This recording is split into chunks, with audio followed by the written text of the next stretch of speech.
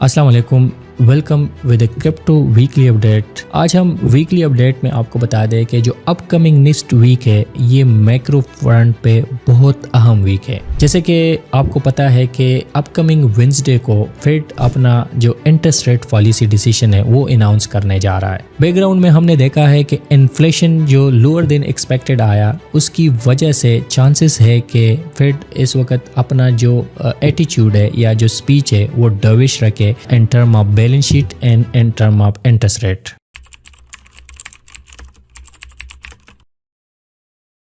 वैसे तो CME fade watch tool के मुताबिक 99% चांसेस है कि फेड अपना इंटरेस्ट रेट जो हाइक है वो मेंटेन रखेगा, लेकिन साथ साथ में एक समरी ऑफ इकोनॉमिक प्रोजेक्शन भी रिलीज़ करेगा। तो वो जो समरी ऑफ इकोनॉमिक प्रोजेक्शन है उसमें हमें ये पता चलेगा कि क्या वो अपकमिंग जो इंटरेस्ट रेट पाथ है उस पे क्या प्रोजेक्शन देते हैं। अगर इंटरेस्ट रेट पाथ पे, क्योंकि ये रेट तो चेंज नहीं होंगे, ये तो ऑलरेडी मार्केट ने प्राइस इन कर दिया है, लेकिन अगर इकोनॉमिक प्रोजेक्शंस डविश आते हैं या उसमें हम ज़्यादा रेट कट नज़र आते हैं तो डेफिनेटली मार्केट इस पे रैली कर सकता है। तो ये बहुत ज़रूरी है कि जो आपके economic summary of economic projection है उस पे आपका नज़र होना चाहिए। इसके साथ साथ इस पे भी आपका नज़र होना चाहिए जो फेड है उसका इस पे क्या स्टांस हो या क्या स्पीच में वो क्या कहता है, क्योंकि लास्ट टाइम जो मिनट्स में फेडरल रिजर्व ने ये कहा था कि हम जो QT है या क्वांटिटेटिव टाइटनिंग है उसको स्लो या बिल्कुल ख़त्म कर सकते हैं अगर डेट सीलिंग पे नेगोशिएशन जारी हो। तो आपके मेमोरीज़ के लिए, आपकी यादाश्त के लिए हम बताएं कि इस वक्त date ceiling, US date ceiling पे बात चल रही है। तो इसका मतलब ये है कि चांसेस है कि QT या तो स्टॉप हो या क्वांटिटेटिव ईजनिंग की तरफ हम जाएं। तो इस पे भी हमारा नज़र होना चाहिए, और अगर इस तरह का सिनारियो क्रिएट होता है तो ये फिर एक नया एक एडिशनल जो है ना वो एक कैटलिस्ट होगा क्रिप्टो को रैली करने में। और इसके साथ साथ अगर हम ये देखें तो जो US ट्रेजरी है वो जो TGA अकाउंट है जो कि एक बैंक अकाउंट आप समझ ले फेडरल रिजर्व में गवर्नमेंट का, उसमें से लास्ट टाइम हमने कहा था कि $800 बिलियन पे वो खड़ा था, लेकिन सिर्फ लास्ट मंथ में उसमें से $300 बिलियन ये ऑलरेडी जो US गवर्नमेंट है वो यूज़ कर चुका है। और इसको रिफिल करने के लिए जो अप्रैल में अभी ये जो टैक्सेशन US में आएगा वो बहुत इम्पोर्टेंट है कि वो इसमें, क्योंकि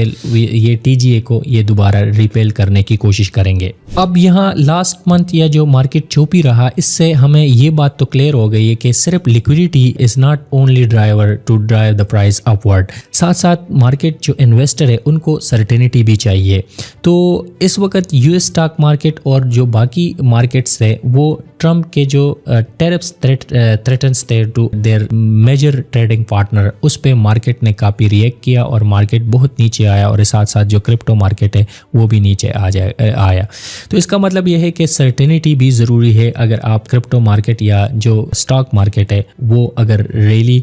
इवन अगर मैक्रो इकोनॉमिक कंडीशन बेहतर भी हो, लेकिन अगर इकोनॉमिक एनवायरनमेंट सर्टन ना हो तो फिर मार्केट जो है ना वो चौपी रह सकते हैं, और ये हमने इस पूरे लास्ट 2 महीनों में ऑब्जर्व कर लिया। तो जैसे कि हमने कहा कि इन्वेस्टर को अनसर्टेनिटी चाहिए, तो इस फ्रंट पे एक बुलिश कैटलिस्ट ये है कि यूक्रेन एग्री हो गया है कि वो US लेड जो सीज फायर प्लान जो रशिया ने अब एक्सेप्ट कर दिया है, और उन्होंने बताया है कि विद इन 30 डे हम इस पे जो है ना सीज फायर के ऊपर अपना फैसला देंगे। इसका मतलब ये है कि अगर यूक्रेन इसको एक्सेप्ट करता है तो डेफिनेटली जो यूक्रेन और इस रशिया का जियो पॉलिटिकल कॉन्फ्लिक्ट है वो जो काफ़ी हद तक एक अनसर्टेनिटी मार्केट को क्रिएट कर चुके हैं पिछले लास्ट 2 ईयर से, तो इस पे काफ़ी हद तक एक काम डाउन आ सकता है, और ये एक जियो पॉलिटिकल फ्रंट पे और सर्टेनिटी के फ्रंट पे एक बड़ी अच्छी न्यूज़ होगी। और इससे ये भी पता चलता है कि जो बाइडेन एडमिनिस्ट्रेशन था वो इजराइल और हमास सीज फायर डील में ज़्यादा उसका मतलब उसने इस पे ज़्यादा होमवर्क नहीं किया था, अदरवाइज़ ये पॉसिबल था कि वो डील भी हो सकता था, क्योंकि अगर यूक्रेन और रशिया का डील हो सकता है तो इसका मतलब है कि वो भी पॉसिबल था। तो इसके साथ साथ ये भी एक हार्बिंजर है कि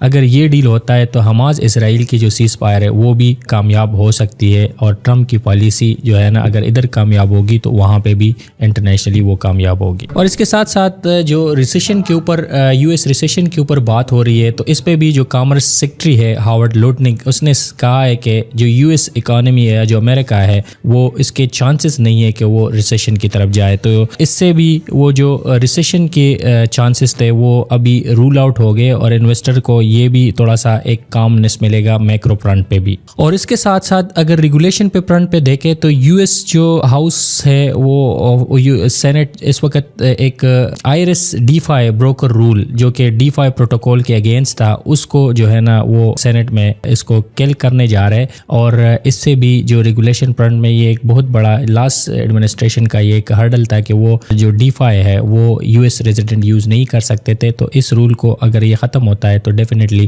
یہ بھی کافی ساری لیکوئڈیٹی لے کے آ سکتی ہے جو یو ایس انویسٹر ہے۔ اور اس کے ساتھ ساتھ جو سی ایم ای گروپ ہے انہوں نے سول کا جو فیوچر ہے، سول فیوچر کا جو ای ٹی ایف ہے وہ مارچ 17 پہ انہوں نے لانچ کرنا ہے، اور یہ بھی کیونکہ آلٹ کائن سول کے لیے بہت بڑی نیوز ہے کہ وہ سی ایم اے فیوچرز پہ اس پہ آ جائے۔ یہ ایتھیریم کے بعد تھرڈ کائن ہوگا جو اس وقت سی ایم ای گروپ اس کا جو سول فیوچر ہے وہ لانچ کرنے جا رہا ہے۔ اب یہ ساری چیزیں یہ بتا رہی ہے، یہ ہربنجر ہے کہ اس وقت جو مارکیٹ ہے وہ ایک پیوٹل پوائنٹ پہ ہے، اور یہ جو میکرو اور فرنٹ پہ میں نے چیزیں بتا دی، اگر یہ ساری چیزیں ایز پر پلان ہوتی ہے، ساتھ ساتھ جو فیڈ ہے وہ ڈوئش رہے، اور آگے جو اس کی جو اکنامک پروجیکشن ہے وہ اس میں انٹرسٹ ریٹ کٹ کے چانسز زیادہ ہو، اور جیو پولیٹیکل فرنٹ پہ یوکرین اسرائیل کا ڈیل سکسیسفلی ہو جائے، اور ساتھ میں جو یو ایس سینٹ کے جو بل ہے اب اسٹیبل کوائن کے حوالے سے، اور باقی جو جیسے میں نے آئرس بروکر رول ڈی-فائی کے حوالے سے، یہ سارے سب کچھ اگر ہو جائے تو یہ بیسٹ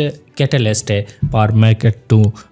ٹیک اپ۔ تو ہم نے آپ کو یہ چیزیں اس لیے بتا دی کہ اس پہ ہمارا نظر ہوگا، آپ بھی اس پہ نظر رکھیں، اور انشاءاللہ hope fully the market will really again. Thank you so much for watching. اگر آپ کو یہ ویڈیو اچھی لگی تو چینل کو سبسکرائب کریں اور بیل کا آئیکن کو ضرور دبائیں تاکہ آپ کو ایسے ویڈیو ملتے رہے۔ Thank you so much for watching.